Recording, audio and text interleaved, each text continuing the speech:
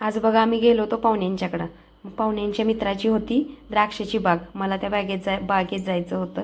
मी म्हणजे अशी जवळून कधी बाग बघितली नव्हती. मग त्यांनी परमिशन घेतली. मग आम्ही बागेत गेलो. मग मी ते सगळ्या आतमध्ये जाऊन बाग फिरून बघितली आणि छोटी छोटी द्राक्ष आलेली ती पण मी बघितली.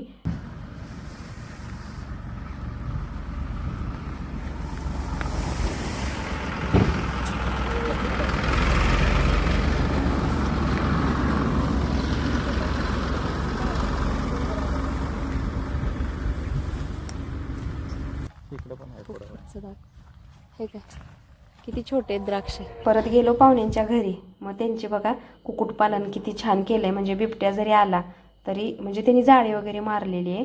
आणि छोटी छोटी करडी आहेत बघा, ह्यांना करडं बोलतात. ह्यांची मम्म्या गेल्या होत्या फिरायला, म्हणजे शेळ्या गेल्या होत्या. शेजारीच रान होतं. परत तिथं गेलो आणि हे बघा रान आहे मोठं. मग त्याच्यामध्ये त्यांनी आंब्याची, चिक्कूची अशी झाडं लावलेत. आणि झाडं अशी हे लावलेत आणि वापं बनवलेत. त्या वाप्यामध्ये कांदा, लसूण असं लावलेलं आहे. म्हणजे अजून ते दिसेना, छोटे आहेत. कांदा लसूणचं वापं बनवलेत, सगळ्या रानात लावलेत बघा.